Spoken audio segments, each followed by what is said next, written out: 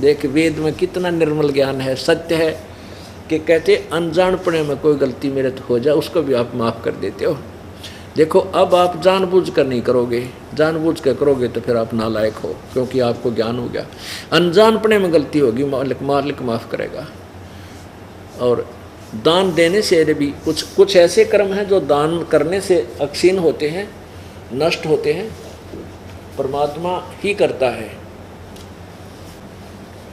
और कुछ ऐसे पाप होते हैं जो संत के दर्शन मात्र से, कुछ ऐसे पाप होते हैं आशीर्वाद मात्र से, कुछ ऐसे प्रकार के पाप हैं जो नाम के जाप से होंगे, कुछ ऐसे पाप हैं जो यज्ञ करने से ही आपके कटेंगे। तो इन सभी प्रकार की औषधि, ट्रीटमेंट, उपचार परमात्मा के भजन भक्ति का हम करके तब आरोग्य होंगे, अर्थात जन्म मृत्यु के रोग से हम पूर्ण रूप से मुक्त होंगे।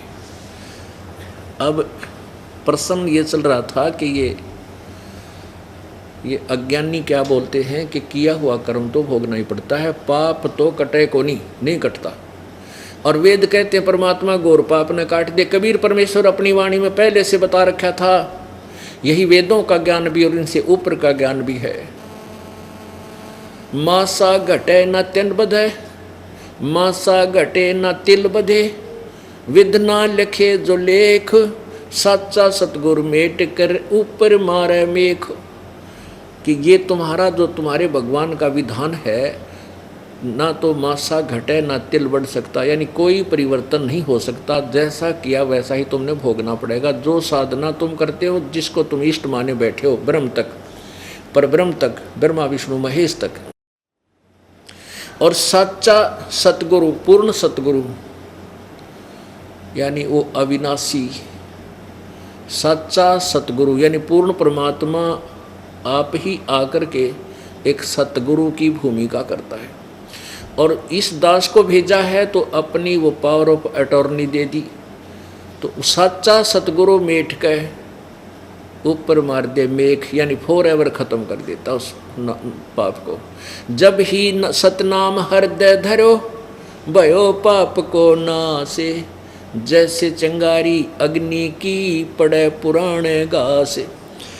जैसे परमात्मा कहते हैं कि जन्म जन्मों का, जन्म जन्मांतर का तुम्हारे पापों का ढेर इतना हो रहा है, बहुत ज़्यादा संचित कर्मों में। और जैसे एक बहुत बड़ा 1000 टन सूखा घास पड़ा हो, पुराना घास है, कितना सुथान और कितना ढेर दिखाई दे, 1000 टन, 1 लाख टन हो, उसमें एक माचिस की सीख डाल दे जला करके, उस सारे को जला कर नष्ट कर देगी और चलेगी हवा, उसको इधर उधर फफेड़ के वहाँ रास्ता भी, स्थान भी साफ कर देगी। ऐसे ही परमेश्वर का ये सत्य नाम पूर्ण संत से लेकर और फिर इस सतनाम के द्वारा इस पाप कर्मों में आग लगाई जाएगी, ये सब नष्ट हो जाएंगे।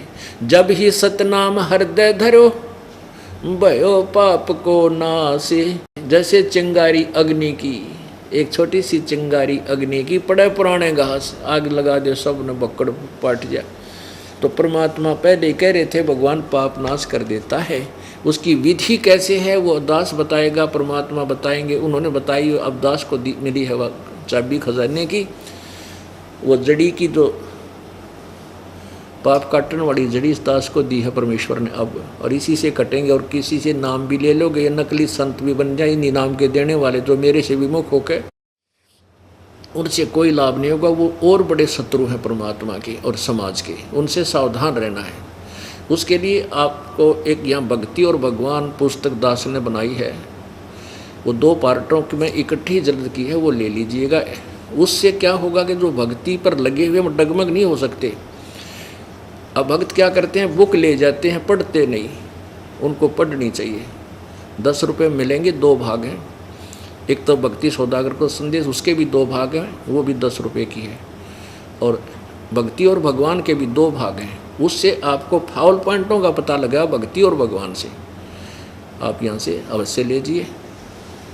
और उपदेशी के लिए वो अति आवश्यक है। वैसे तो सभी के लिए है भक्ति और भगवान, लेकिन जिसने उपदेश ले रखा है उसके लिए बिल्कुल सेंटर में रखेगी, वो ऐसा ज्ञान है। इस दास से पहले किसी के पास ये मंत्र नहीं थे। परमात्मा के उन संतों के पास थे जिनको मना कर दिया था प्रभु ने कि अभी इसको नहीं बताना।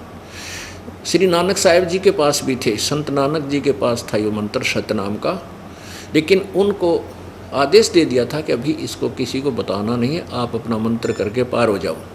वो प्रमाण दे गए थे। तो अब जो वर्तमान में 2-3 नकली इस दास के पहले शिष्य थे, वो अब उस ज्ञान को चुरा के स्वयं कहीं नाम दान कर रहे हैं, तो उनसे कोई लाभ नहीं हो रहा और ना होगा, वो सबसे बड़े शत्रु हैं। तो उसके लिए ये सावधानी रखना है कि जैसे कोई अधिकारी है, एसएस बोर्ड का चेयरमैन है, सरकार ने उसको पावर दे दी कि जिस पे वो साइन कर देगा उस लिस्ट पे, अपॉइंटमेंट पे, तो उसको नौकरी लड़के को लगेगी। और वैसी ही अपॉइंटमेंट लेटर कोई मेरे जैसा बनाकर अपने साइन कर दे, चेयरमैन नीचे लिख दे, तो वो नहीं चलेगा, वो नकली झूठा है, धोखा कर रहा है। तो ऐसे इस दास के अतिरिक्त इस विश्व में वर्तमान में ना तो कोई संत है, ना अब होगा आने वाले समय में, क्योंकि इससे आगे ज्ञान ना नहीं रहा। और यही ज्ञान हजारों वर्षों तक चलेगा। और कुछ ऐसी व्यवस्था ये दास बनाकर जाएगा, सतलोक जाएगा जब, तो कि आने वाले समय में बीच में कोई और संत पन पाएगा ही नहीं। और इस दौरान बहुत ज़्यादा पुण्यात्मा अपने सचखंड चली जाएंगी, उद्धार होगा। तो अब आपको ये दिखाना आवश्यक हो गया कि जो नकली महर्षि दानंद अपने कर कमलों से अनुवाद कर रहा है वेदों का, और क्योंकि भांग पीता था, इसने पता नहीं तो सत्यार्थ प्रकाश में चेंज कर जाता। जब इसने अनुवाद किया और सत्यार्थ प्रकाश भी लिखा, चलो पहले लिख दिया तो बाद में संशोधन कर देना चाहिए, कोई बात नहीं, गलती हो जाए लेखक पे, और वेदों को देखकर संशोधन कर जाता तो भी बात बन जाती है। बिगड़े सांग घनाना मिलो, ये विरोधी नहीं होते कि पाप नहीं कटता, दुख दूर नहीं होते, ये विरोधी इसी के आधार से वेदों विरुद्ध व्याख्या सत्यार्थ पुरुषार्थ वाली के आधार पर हमारा विरोध करते हैं। लोग कहते हैं ऐसे पाप नहीं कट सकते, वहाँ का कैसे सुख हो सकते हैं, कैसे दुख दूर हो रहे हैं, कैसे रोग कट रहे हैं। और वेदों में लिखा भगवान मृत्यु को प्राप्त हो चुका है उसको भी वापस जीवित कर सकता है, और अंतिम सांस गिन रहा है उसको भी उस रोग को काट के 100 वर्ष की आयु दे सकता है स्वस्थ करके। तो यही कारण रहा कि वेदों में ज्ञान सही है। वेदों को ना समझकर वेदों की आड़ में उनके ऊपर लेवल विद्यों का ला करके नकली संतों ऋषियों ने नाश कर रखा था।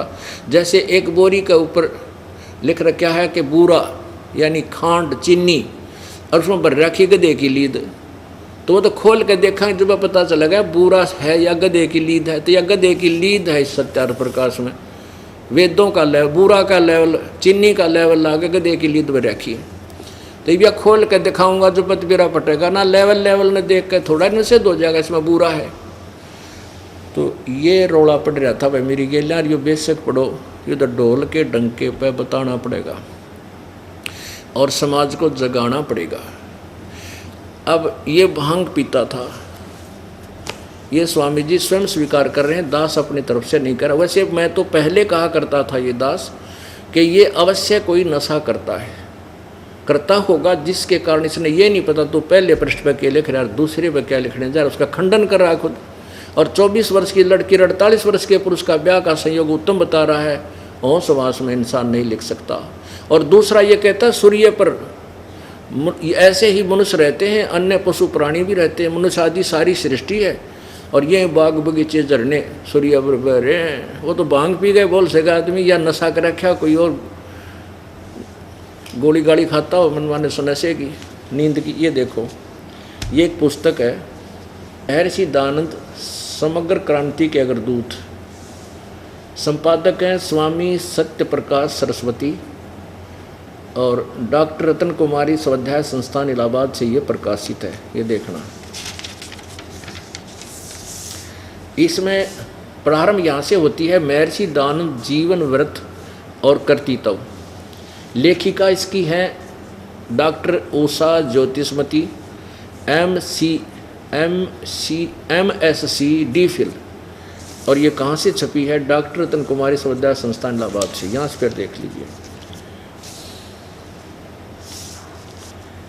महर्षि दानंद निर्वाण सती निर्बंधमाला प्रथम पुरुष, महर्षि दयानंद सरस्वती, निर्बंध माला प्रथम पुरुष, संपादक स्वामी सत्य प्रकाश सरस्वती, प्रकाशक है डॉक्टर रतन कुमारी, स्वाध्याय संस्थान, विज्ञान परिषद भवन, महर्षि दयानंद मार्ग, इलाहाबाद, प्रथम संस्करण।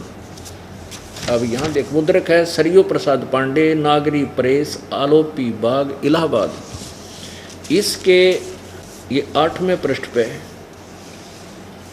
अब क्या लिखा स्वामी जी ने? प्रथम लेख, मैं सरस्वती दयानंद सरस्वती संक्षेप से अपना जन्म चरित्र लिखता हूँ।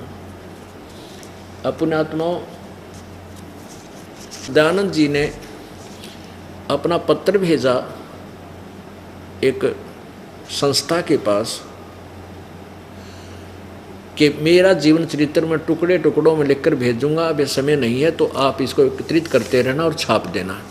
तो इसने प्रथम लेख में लिखा है कि मैं अपना घर और अपने स्थान और माता पिता का यथार्थ नाम इसलिए नहीं लिख रहा हूँ कि कहीं मेरे माता पिता जिंदे हों, जीवित हों और मेरे पास आ जावें और मैंने उनकी सेवा करनी पड़ जाए और कहीं उनके काम, उनके लिए कोई पैसा खर्चना करना पड़ जावे, इसलिए मैं माता पिता और अपने घर का ठीक ठिकाना नहीं बता रहा हूँ।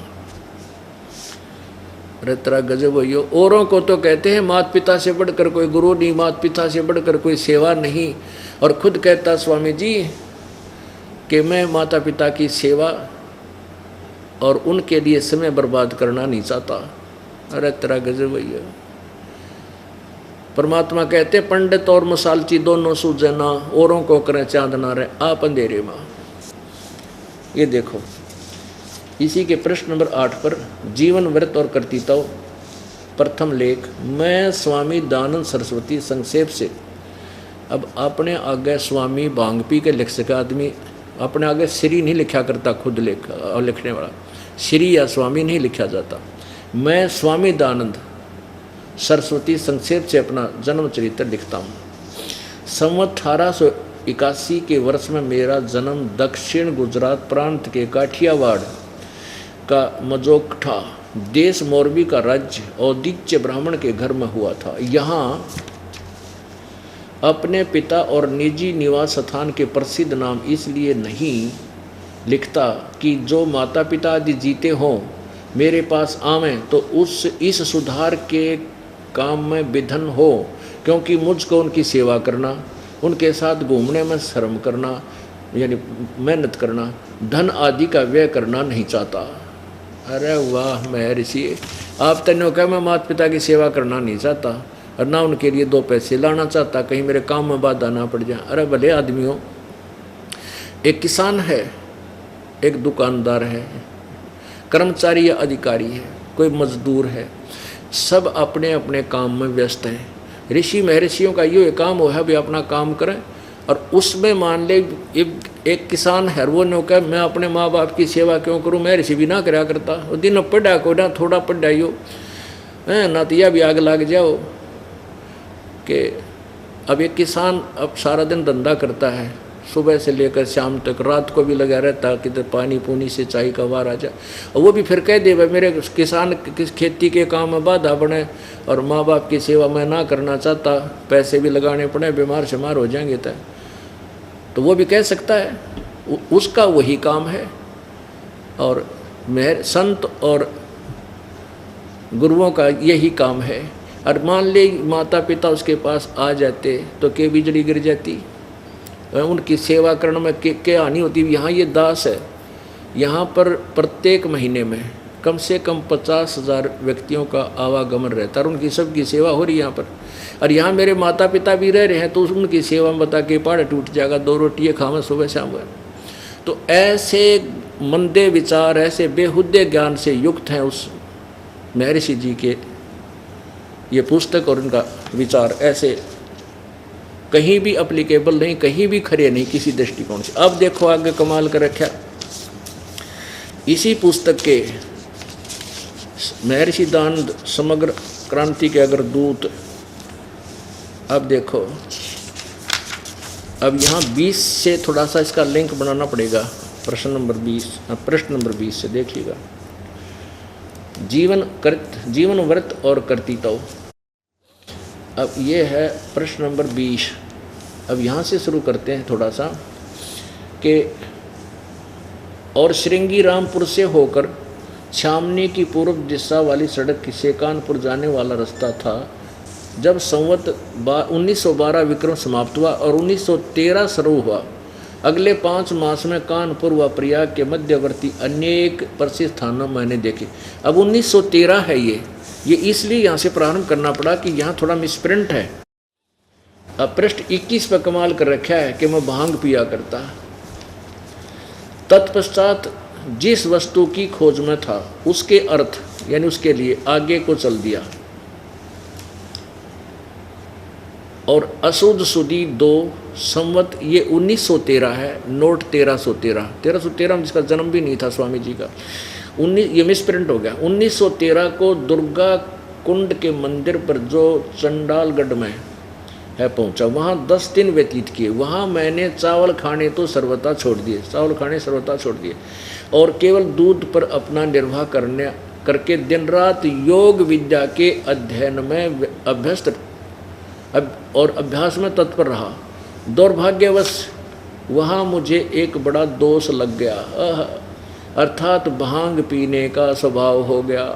अरे वाह नशेड़ी, जय हो बंदी छोड़ की।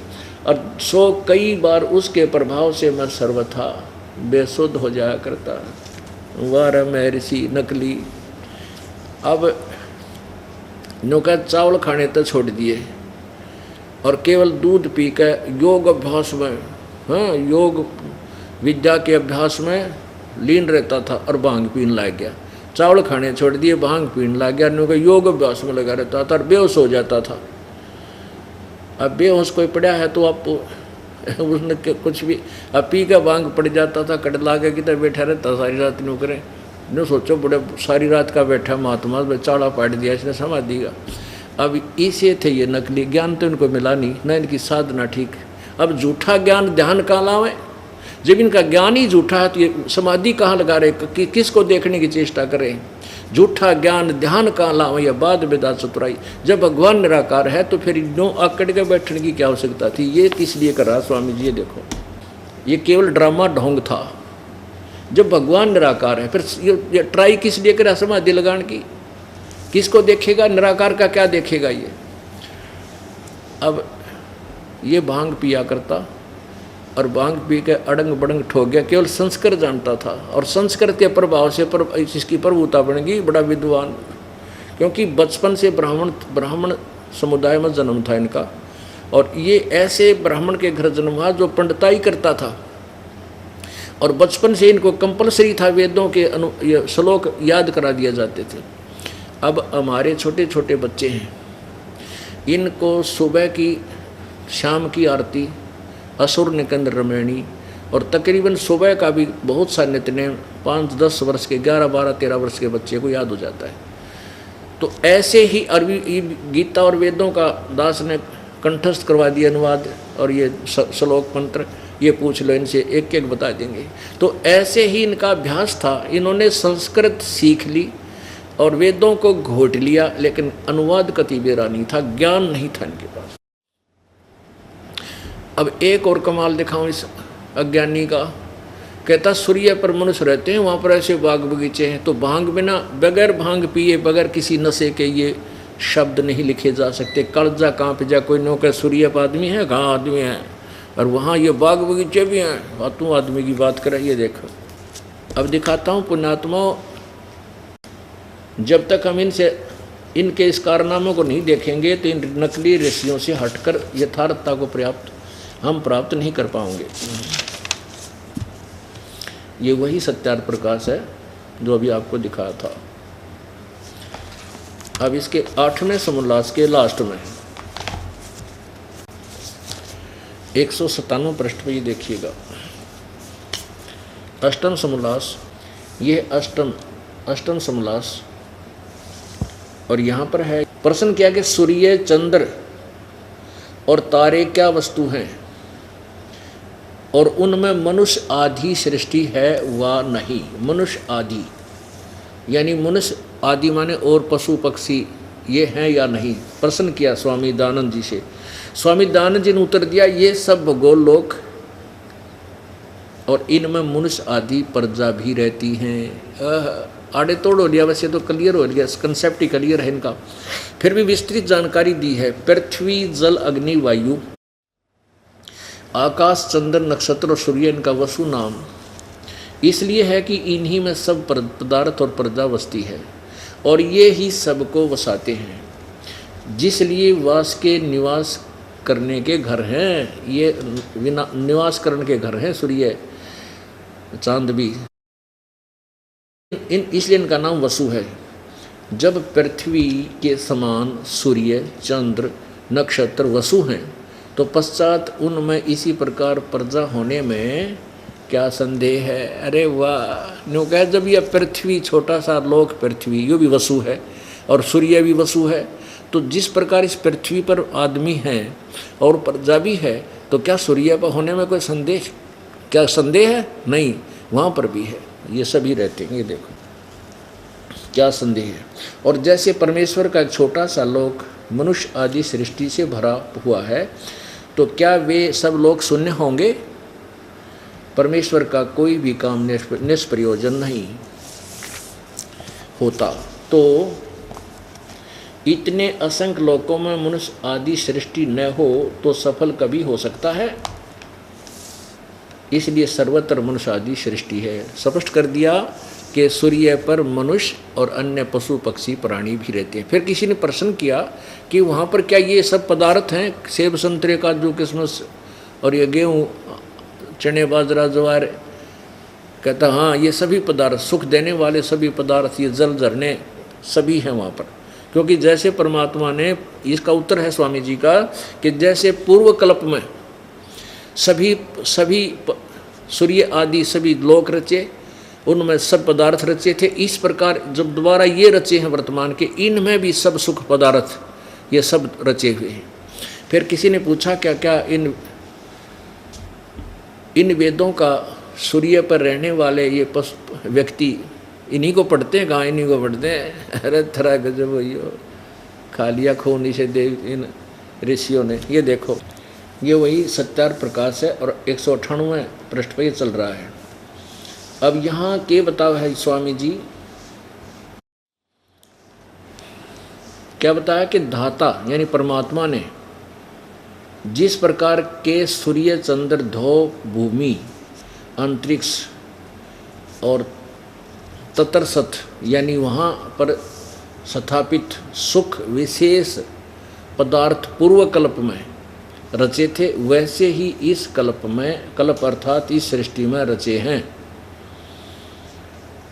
अब देखो, सूर्य पे, चंद्रमा पे और धरती पे, और वहाँ धरती ये सब रची और उनके ऊपर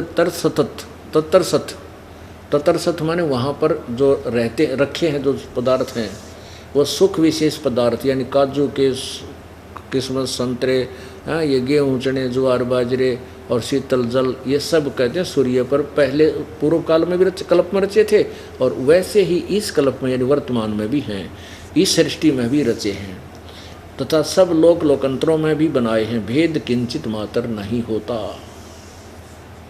फिर प्रश्नकर्ता ने प्रश्न किया कि जिन वेदों का इस लोक यानी पृथ्वी पर प्रकाश है, उन्हीं वेदों का उन लोकों में अर्थात सूर्य में रहने वाले लोक में भी प्रकाश है वानी? स्वामी जी कहते उन्हीं का है, यानी सूर्य पर जो आदमी रहे हैं वो वेद भी इन्हीं वेदों को पढ़ते हैं। आगे देखो, उन्हीं का है। जैसे राजा की राज व्यवस्था नीति सब देशों में समान होती है, उसी प्रकार परमात्मा राजेश्वर की वेदोक्त नीति उनके सृष्टि रूप सब राज्य में एक सी है।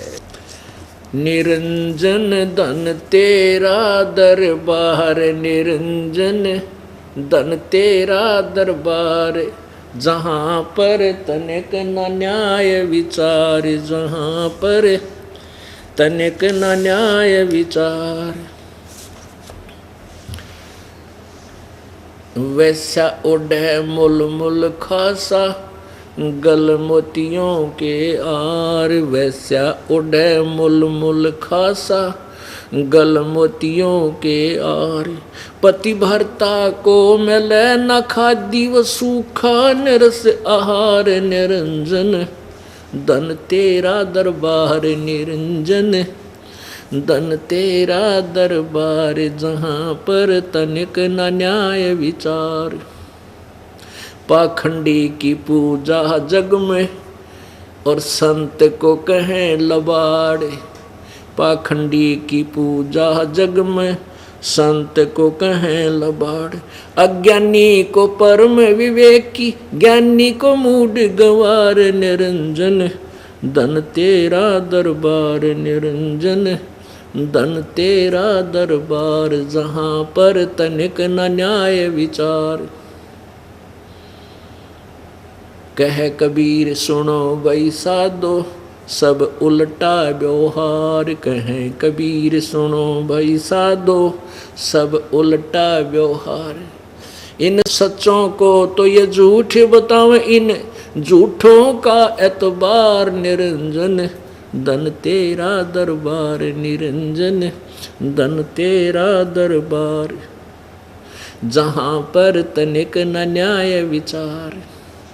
कह कबीर सुनो भाई साधो सब उल्टा व्यवहार। कहें कबीर सुनो भाई साधो सब उल्टा व्यवहार। सच्चों को तो ये झूठ बताओ, इन झूठों का एतबार निरंजन। धन तेरा दरबार निरंजन, धन तेरा दरबार। परमात्मा कहते हैं अरे काल ज्योत निरंजन, धन है तेरा यो दरबार, धन है तेरे लोक में कोरी झूठ चलाए। सच्चों को झूठों न तो महर्षि, ओहो महर्षि दयानंद, महर्षि वेद व्यास, महर्षि वशिष्ठ जी, और उन्हें कह का नहीं बेरा वेदों का। सतयुग में थे वशिष्ठ आदि, और ये कहते हैं अब इन्हीं पुराणों से इनका पता चला हमने, और कहाँ से आया ये ज्ञान। और कहते हैं सतयुग के ब्राह्मण वेद के पूर्ण विद्वान थे और वह दुर्गा की पूजा करते थे। अरे तेरा गजब भैया। और दुर्गा कहती है वो भगवान ब्रह्म है, ब्रह्म की पूजा करनी चाहिए, वही सबका उद्देश्य है, उसी को वो ब्रह्म लोक में रहता है। और परमात्मा कहते हैं ब्रह्म छोड़ पर ब्रह्म छोड़, हमने पूर्ण ब्रह्म की भक्ति करनी चाहिए जिसे पूर्ण मोक्ष होगा। उसको झूठा बताते थे। कबीर क्या जानता है, वो तो जुलाहा था, धानक था, हैं, और तबले लेकर गाता था, वो उठ पटांग बनाता था। अरे और तुमने किला तोड़ गए, तुम्हारा भी देख लिया, अब क्या बना गए तुम, सारी जनता को भ्रमित कर गए। अब इस दास के ऊपर इतना वजन पड़ गया, इन अज्ञानियों के अज्ञान को ढूंढ ढूंढ में बूढ़ा अच्छा कमाऊँ हैं और सच्चा ज्ञान बताऊँ, और मुझे इन्हों के तो नकम्मा है, गुंडा है, बदमाश है। पर समय आने पर पता चलेगा, जनता रोया करेगी ऊपर न मुँह करके कि उन नकम्मा ने एक परम संत के विषय में ऐसे झूठी अफवाहें फैला करके बदनाम करने की चेष्टा की। लेकिन हम समर्थ की ओट में बैठे हैं, हम कबीर परमेश्वर के चरणों में विराजमान हैं, जिसके चरणों में कोई आपत्ति नहीं आ सकती। ठीक है, किसान फसल बीजता है तो फसल बीजता है तो उसमें आंधी तूफान आते रहते हैं, एक आधा पौधा टूट भी जाता है, लेकिन खेती बीजना बंद नहीं किया जा सकता। तो ऐसे ही ये परमात्मा का बाग लगाया है इस दास नौकर ने, परमेश्वर के नौकर ने, लेकिन इसका एक भी पौधा नहीं टूटा। इतना भयंकर अफवाह फैलाई लोगों ने, एक भी भक्त हमारा डगमग नहीं हुआ, बल्कि जो थोड़े बहुत डगमग हो गए थे दोबारा माफ़ी मांग रहे हैं, क्षमा कर याचना कर रहे हैं, और आकर के दोबारा उपदेश लेकर के अपना कल्याण करवा रहे हैं। बोलो सतगुरुदेव सत साहिब।